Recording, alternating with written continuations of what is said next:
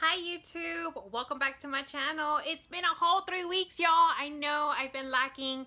You guys have no idea what I've been through. I literally almost died this weekend, and I'm gonna share that with you guys, so make sure you watch the entire video because this is one video you don't want to miss. Okay, so let me start off by saying I am sorry, you guys. I've been lacking. I know it's tough being a single mom of 4 children, being post-op, having to work full-time, having to go to school full-time. It's tough. All right, so if I don't always get to upload, I am sorry. Just know I'm a busy mom. Okay, but let me get started with what happened to me this weekend. All right, I almost died. Literally, I almost died. Sunday, in the afternoon, I was driving on the freeway, and next thing you know, my eyesight starts giving out. Literally starts giving out. And I'm like, what the heck? Oh my God. The last time I remember fainting was after I had surgery. And they told me I was going to have like a fainting spell. But this was totally different, you guys. That morning I had already had cramping on my stomach. And so I thought, oh, okay, I'm going to get my period, right? So whatever, it's going to happen this week. So I didn't think anything of it. And I did take some Tylenol because it was a little bit more severe than usual. All right, so I was on the freeway and I was driving, and next thing you know, my eyesight starts giving out because I was in excruciating pain. It was climbing as the time was going by, and next thing you know, my eyesight is gone on the freeway, like gone. I couldn't see anything. Oh Lord, I started praying right there. I said, Lord, I need you to help me get off this freeway because I'm gonna end up crashing. So I got little glimpses of where the lanes were, where the cars were, and I was able to exit. Oh my God, and then the worst thing ever, guys. There's nowhere for me to park. Like, you know, usually you can park on the side or something. No, there was nowhere. I started freaking out because I'm like, oh my God, my eyesight is giving out. My stomach is hurting, like excruciating. I don't know what's going on with my body, but I need to park. I need to park. Thankfully, I was by myself. So once I finally managed to park, my eyesight gave out completely. Completely, you guys. My eyes were away, like where they were open, right?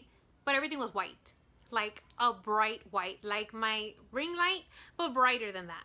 And I couldn't dial 911.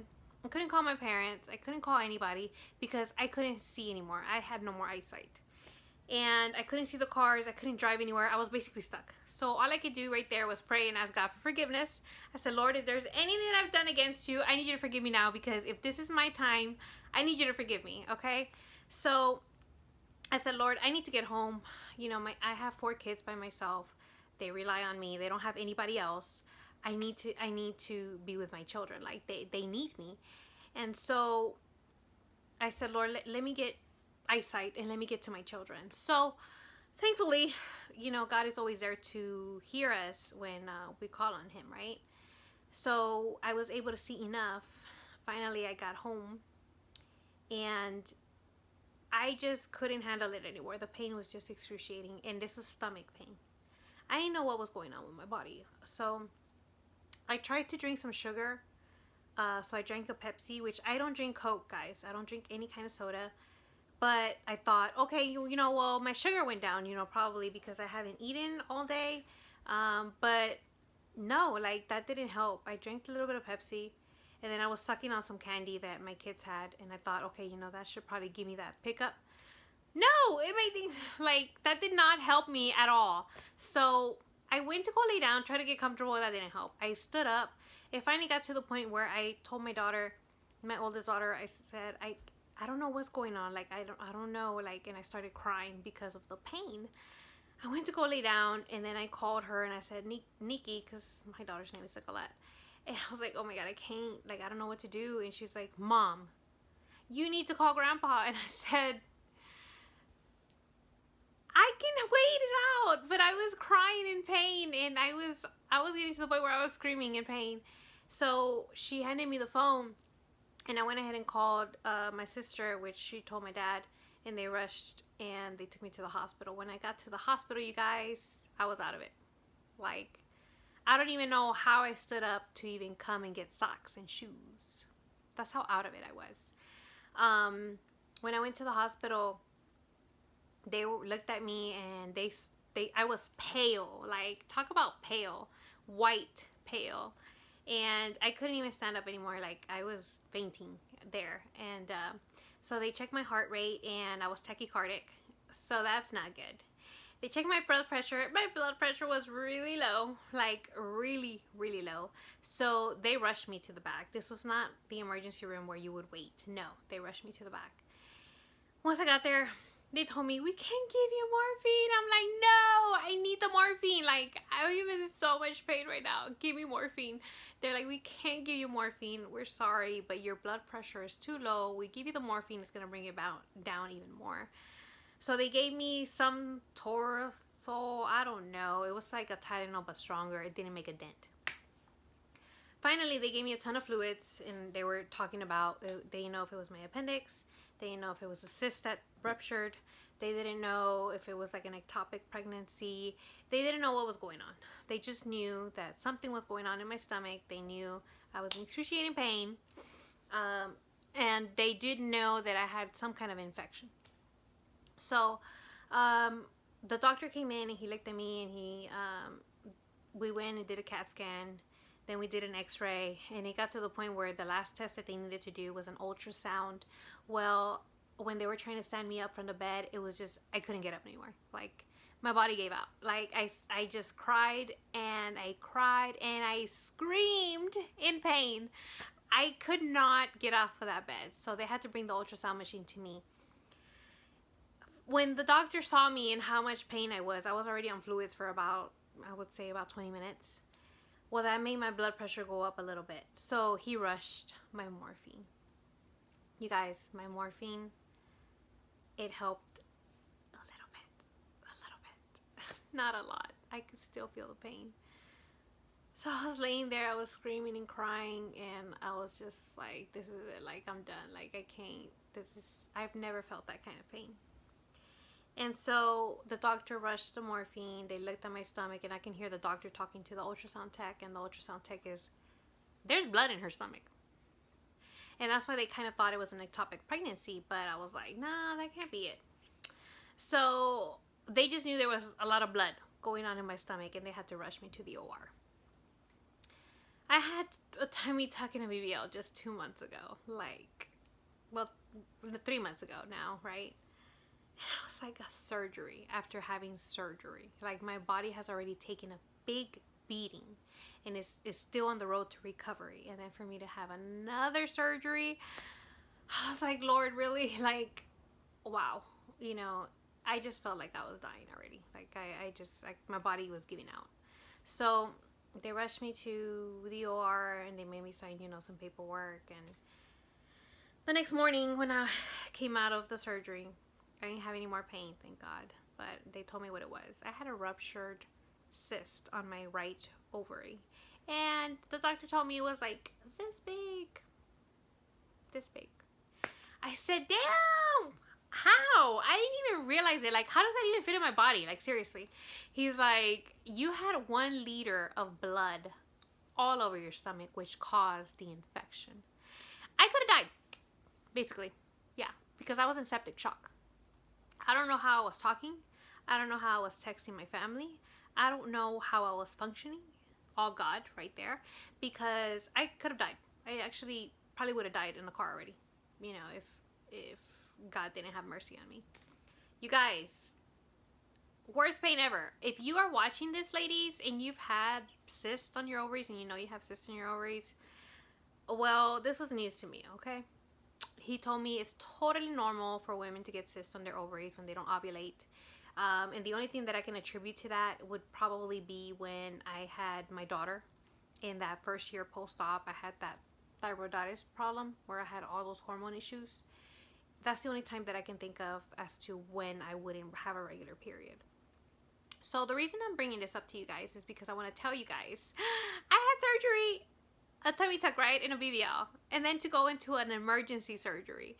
My body has taken a huge beating, big time. Like, it's gonna be a while before I can even go back to the gym. I had already gone back to the gym. I was already exercising, and I was, you know, it took a big toll on my body. Like, I'm gonna post some videos of how I was in the hospital so you guys can see.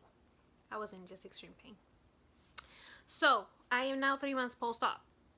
Not only do I have my tummy tuck scar, but now I have my surgery scar from them draining out the blood and whatever else was in there. So they told me my ovaries look good. They told me my appendix looks good. They told me I'm in really good health. They told me my blood pressure went up because I exercise a lot, so make sure you're exercising.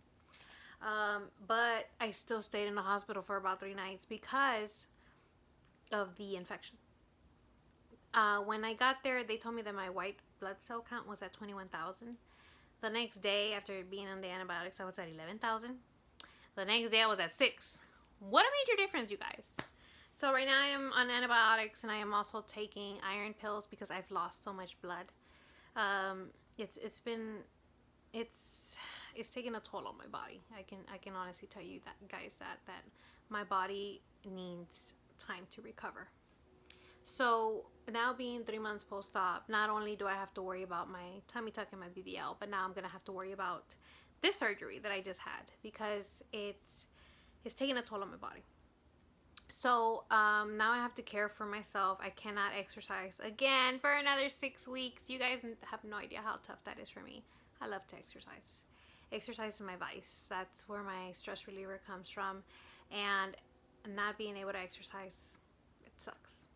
Because not only do I not get to exercise, I can't lift my daughter either, my 2-year-old, again for another 6 weeks. It's basically like if I just gave birth to. I can't do anything for 6 weeks. But it's very important that I take care of my body, that's for sure, because my body has gone through 2 surgeries, 2 major surgeries, and definitely not no joke. So I wanted to share that with you guys. If you guys have had a tummy tuck and a BBL, just imagine me having a tummy tuck and a BBL and another surgery, an emergency surgery. I can tell you guys the pain there was bad. Probably the worst pain I've ever felt in my life. Not childbirth doesn't even compare of how bad it was. Like, I went to work today and they're like, "Why are you here?" And I said, "Well, I'm on light duty. I mean, I'm just going to be sitting down." But honestly, I think I should have taken the rest of the week to recover from the whole ordeal that I went through. But I did want to share that with you guys as far as how I'm doing. One of the questions that I asked the doctors and the nurses was, can I wear my faja? Because I'm still recovering from my tummy tuck. You guys, laying there in the hospital for those 3 days, or it was 3 days, I think, since Sunday, and I got released Tuesday. Laying there without a faja, you guys, my body started molding ugly. Like, me salían picos on my sides, where my hips are. And I was like, oh my God, I don't want to stay like this. So I was like, I need to go home and put on this faja because my body is molding in the way that I don't want it to mold. So they told me that it's perfectly fine as long as, you know, it doesn't irritate my new incisions. And I'll show you guys my incisions. So I can wear my faja. As far as health-wise, I was already doing really well. I was still sore, like my back was still sore, and my skin is still tender. But I was already on my way to recovery when this happened. So that's a lesson for me, especially because I'm always on the go. Something had to stop me, right? Something had to tell me I need to slow down.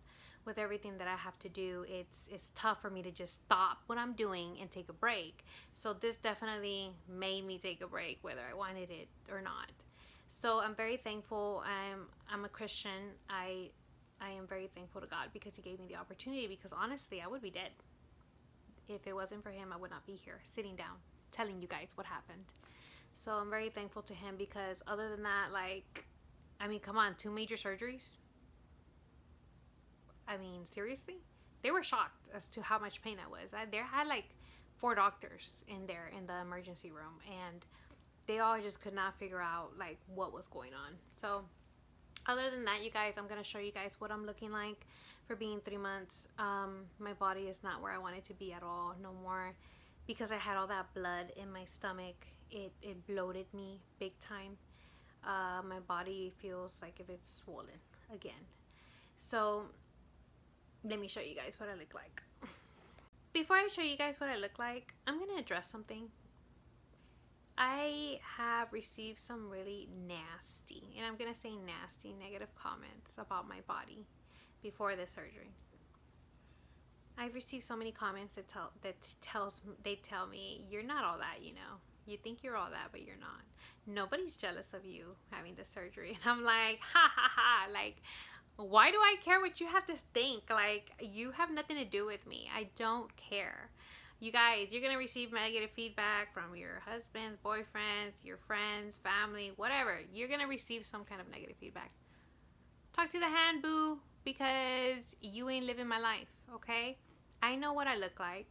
I know that I'm happy with myself. And I'm not going to listen to you because honestly, I don't care what you have to say. Me and you ain't together, boo, or you ain't living my life. So make sure you silence those haters because there's always going to be haters. All right, guys, let me show you. I'm representing my community college. I'm no longer there. I am at the University of Houston downtown now, but I have their shirts. So let me show you guys how swollen I am. I'm not happy about this, but my body is gonna have to take some time to recover. All right, so here we go. So here is my tummy tuck line. You guys can see it. Yeah, I can see how swollen I am. Like, you guys can definitely see it. I don't even have to tell you. Like, so they did an incision here. They did an incision here. Wait, no, this one's old. This one, this one, this one, and this one. These are all 4 new ones. You can see my belly button there. You guys, I am so sad right now just because of all the progress that I had already made. I feel like I lost it. But, see, I'm super swollen now because of the new surgery. Like, I still have my strength, you guys. Like, I still have my muscles. But this right here, I'm super swollen, you guys. Super swollen. So that was my body. That was what happened to me. That's everything that I've been going through for these last 3 weeks. I actually have some more that I gotta get with you guys. I just have not had a chance to upload. Keep watching my videos. Subscribe if you haven't subscribed. Make sure you hit that like button if you liked what I had to say today. And also, I will be bringing up another video in a few days about waxing after your tummy tuck. And let me tell you guys, you don't want to miss that video because you want to know how it is after you have a tummy tuck. I'm gonna tell you my tips. So this hair will also be chopped off on Tuesday. I am so ready. I have not done my hair since February, you guys. So I will be getting this cut off so you guys will see me in a new hairdo. But thank you guys so much for watching. I hope you guys got something out of my video, even if it was just story time. So if you've gone through where you had ovarian cysts and they ruptured, leave me your feedback. I would love to hear, you know, how you dealt with it, how you felt. Let me know how you're recovering with your tummy tuck or your BBL. If you have any questions at all, leave them down below. I am pretty quick in answering you guys. So let me know. I already know my body is not where it needs to be, you guys. I am super swollen right now. So yeah, just let me know your feedback, and thank you guys so much for watching. I love you, each and every one of you.